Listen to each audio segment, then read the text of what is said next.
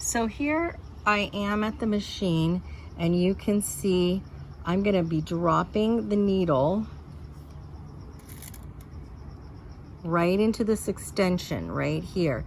So there, the red stitch you see is the 5/8 inch seam. Here you see the 1/8 inch extension. I'll be dropping the needle right here and sewing up the side. So with needle all the way bumped over to the right, just past my seam, I'm ready to drop the needle. I'm moving the pin, lowering the foot, and I am in my regular stitch length.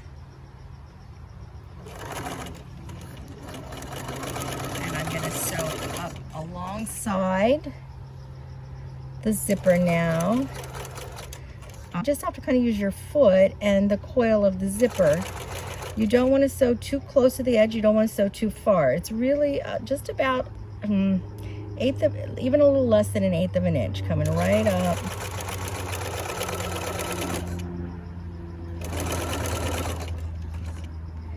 Now sometimes when you have pins, you have to move them anyways, but you can see the presser foot has pushed the fabric just a little bit. And in that case, it's fine. It's like that happens with certain fabrics. This is a soft linen,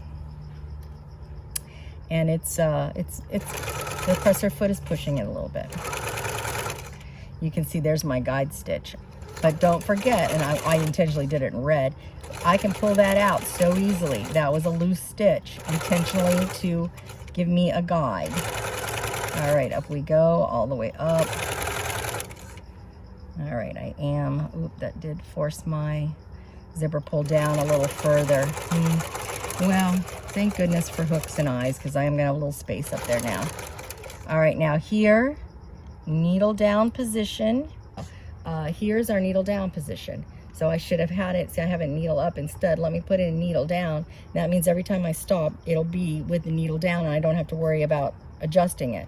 All right, because what I have to do now is lift the presser foot, pull the zipper pull down so it's not in the way, and go ahead, lower the presser foot again, and continue to stitch all the way to the top. And half of our zipper is okay. So to save a little time, I have gone ahead and taken the liberty of pressing on the left side of the dress. I've pressed under the 5/8 inch seam allowance now. Of course, that will line up perfectly with our 5/8 inch seam that we made our guideline, and it's just that continuance of that guideline. I'm now ready to pin the dress in place. So again, I'm gonna talk about that little, this is what not to do.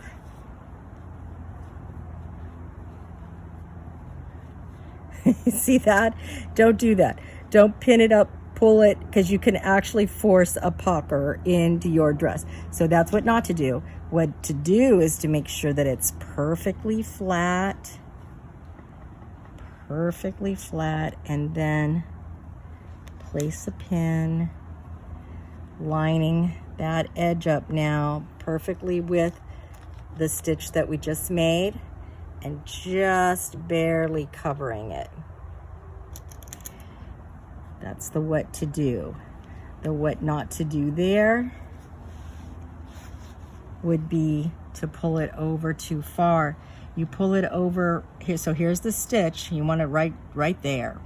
You pull it over here, and on this side you now no longer have any seam allowance to catch the other side of the zipper pull. These are just all the things I've seen happen in the classroom in my many years of teaching intermediate sewing. So just giving those little cautions. All right, and just up the side.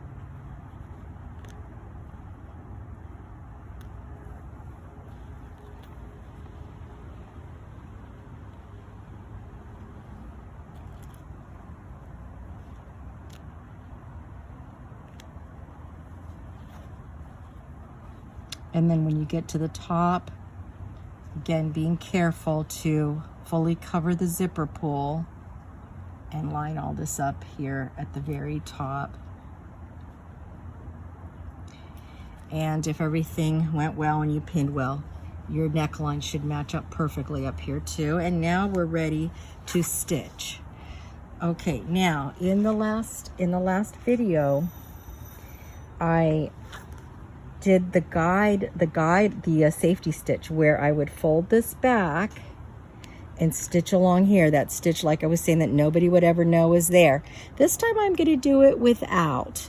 So that way you can see both ways. This would be the faster way, but is it as secure? Well, we'll find out. So I'm going to go ahead and stitch without the safety stitch underneath, which means I need to come back, and I need there's the bottom of the zipper pull, but I also don't want any kind of a gap here. So I want to start the tape right where my back seam started below the zipper.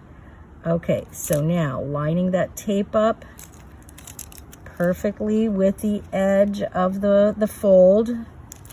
I am putting it on right over. I have tiny pins. I have those little nickel plated extra fine nickel plated glass head pins. They're very nice pins, and so you can see I'm able to pin right over top of, or tape right over top of the pin. But if you have a big ball head pin, you won't be able to do this. You'll have to remove the pins, place the tape, and then put the pins in again through the tape.